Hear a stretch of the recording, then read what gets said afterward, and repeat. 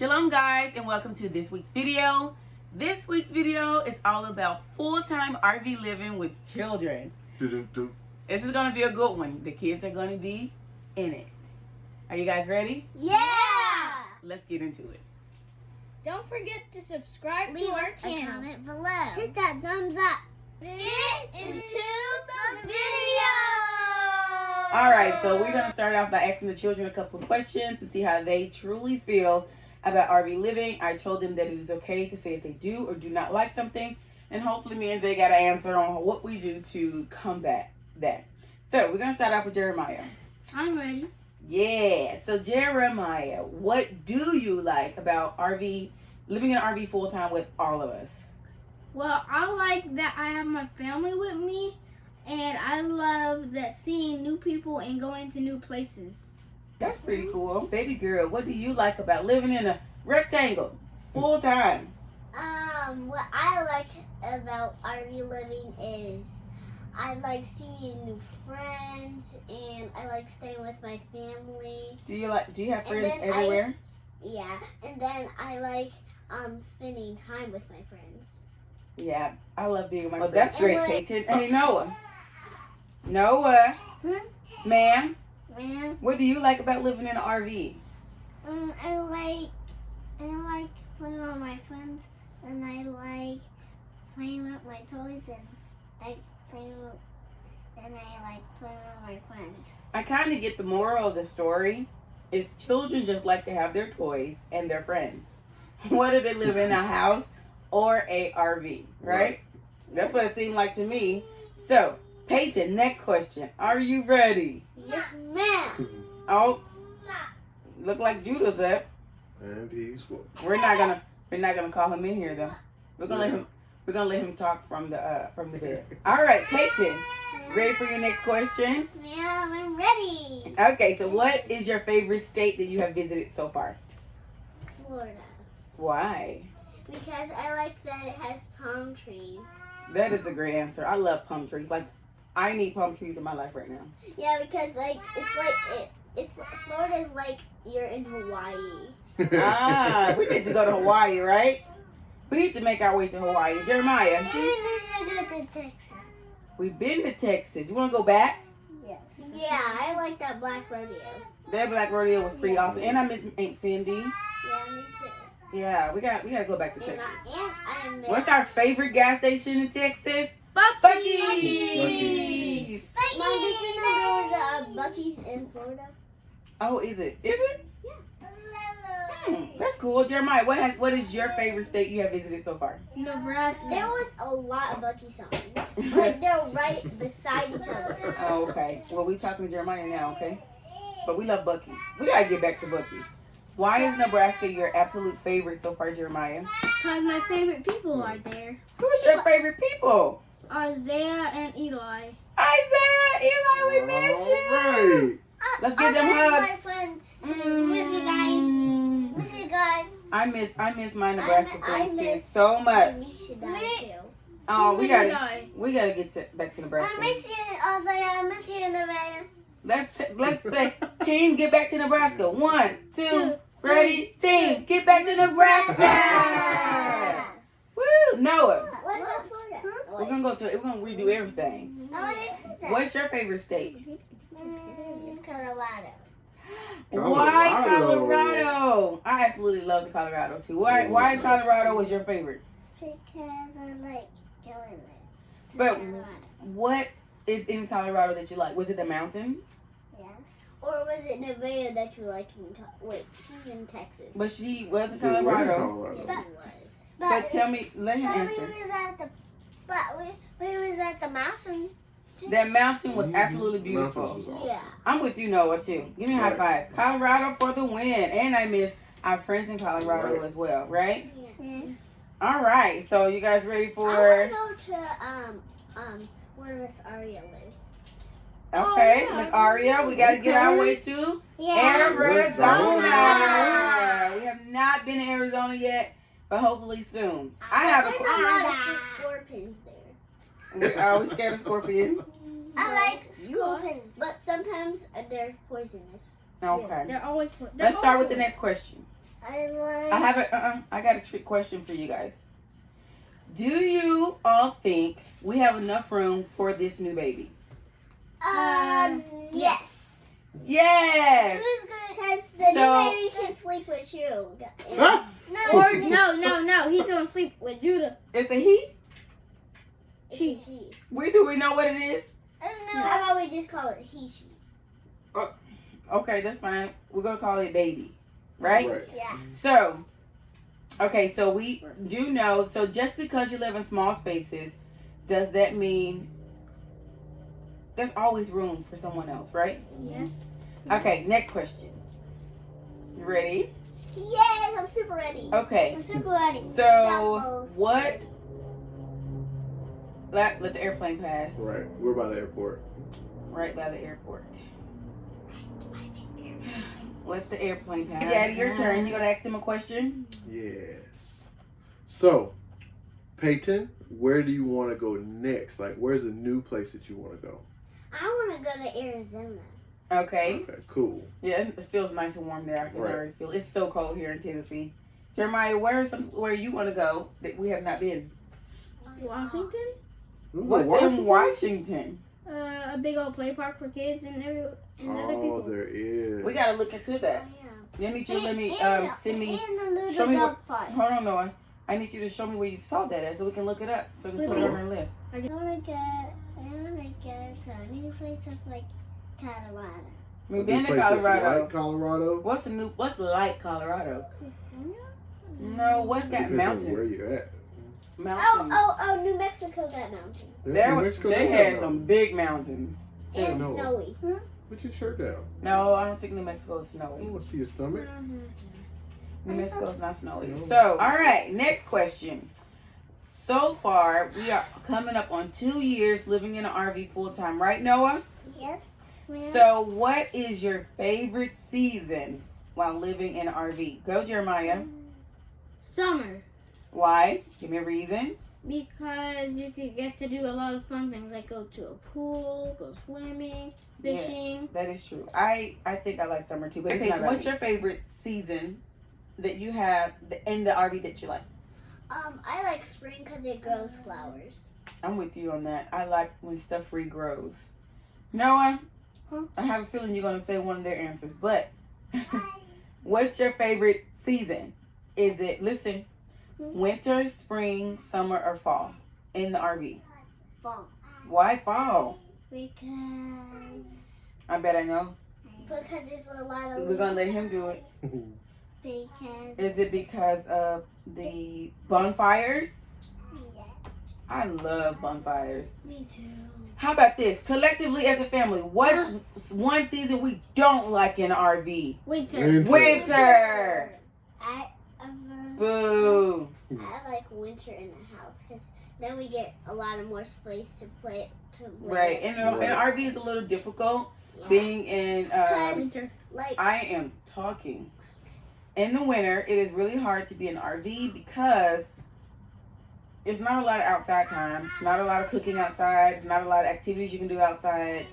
And then a lot of times the kids are honestly just stuck in the house unless we put them into some kind of curricular activity. And it's hard doing that if you're moving around. So, at this point, me and Daddy are going to let you guys go in your room and play. And we're going to answer some frequently asked questions that we were asked on Instagram from Wait. Before you finish this video, want to know the freest way to help us and support us? Simply subscribe to this channel. Hit the like button. Hit it. Sure. Comment below. Yes. And share the content. Okay, let's get back to the video. All right, so we are here to answer 5 questions that we got off Instagram from some of our followers, and we wanted to make sure that we answer them, and they're all about children and RV living full time. So, question number 1. Question number one that we got was, how do we ensure that the children have personal space while living in such a small space? They don't need too much personal space. Right. They're 9, 5, 3, and 1. Right.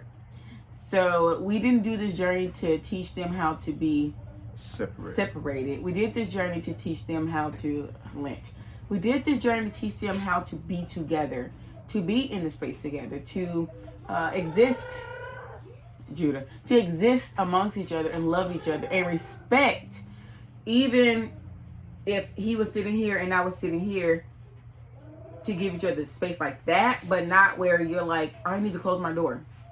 You don't have a door to close. We don't do closed doors. We don't do closed doors. So when it comes to a point where they're having moments where they want to go and color by themselves, build their Lego blocks by themselves, they're having emotional issues, they have their beds. Everyone has their own bed, and we make sure that they have a little bin that has some of their stuff in it that they can put in their bed and work on things.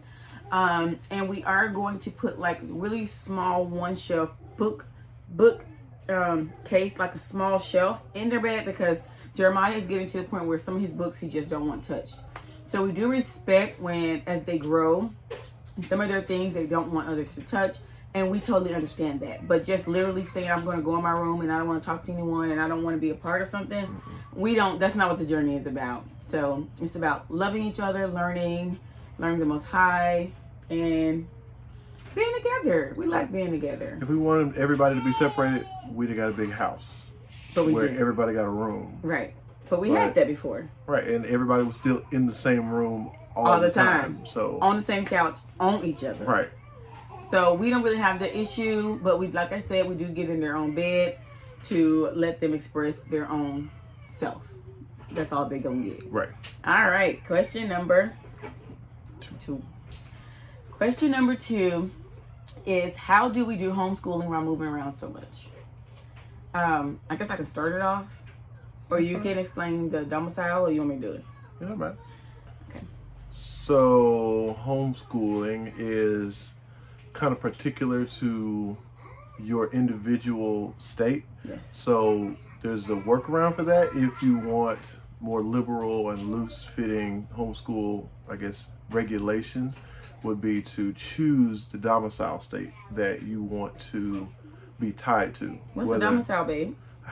So the domicile would be the state that you consider your home of residence, Yes. which would be the same state that you would have to abide by for homeschooling laws and regulations as far as standards, Right. testing, and requirements. It'll also be the same state where you have insurance out of, your driver's license out of, anything like that. So we chose Tennessee only because that's where we lived before we went out on this RV journey. So we followed Tennessee homeschool laws.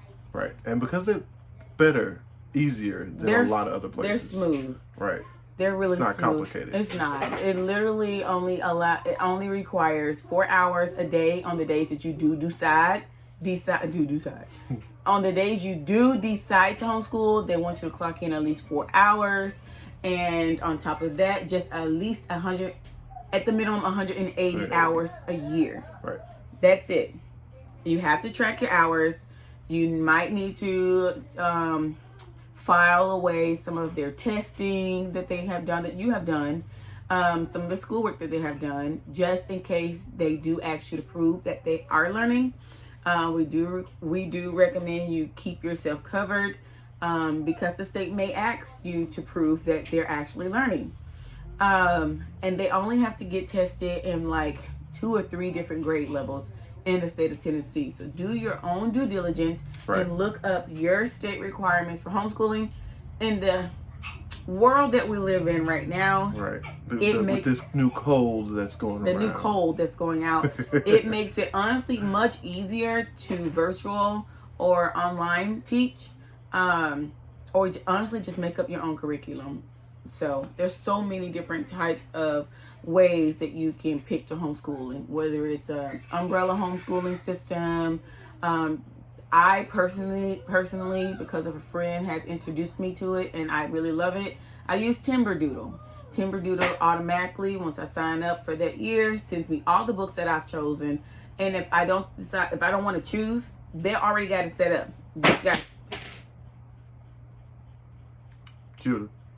You just got to pay, and they send you all the books. I personally like my children to be on books and not really on the computer a lot, because there's already a lot of that they do on a computer, whether it's watching TV or just like a screen, playing games.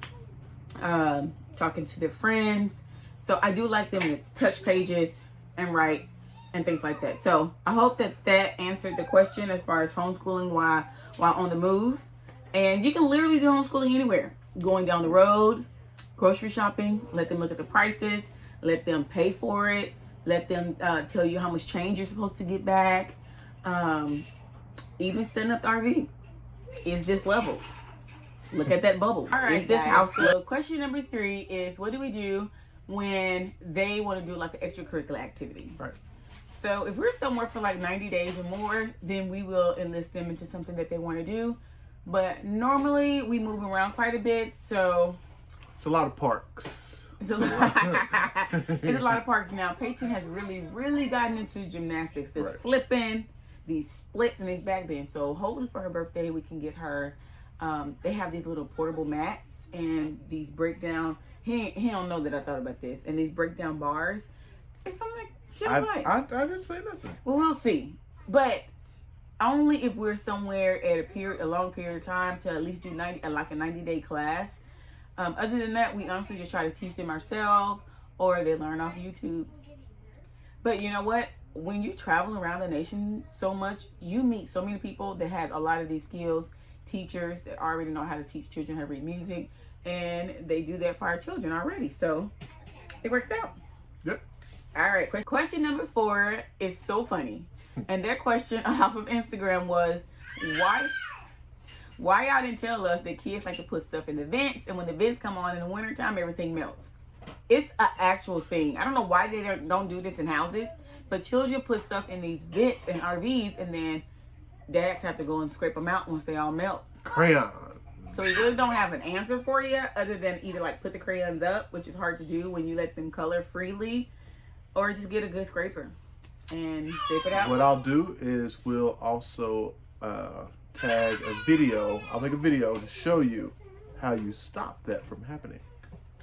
There you go. Honey's going to do a video. Yeah, look at that. Look at that. I'm going to do something. Hey, you do a lot already, but he's just not the biggest video type of person. Right, with recording it. Yes, but he does a lot. So question that we're going to do with this video is, how do we make space in a truck for so many children? So, there's several options. Now that we have 4, it's perfectly fine. Yeah. Everything is legal everywhere you go. We have a 6-seater Ram crew cab pickup truck.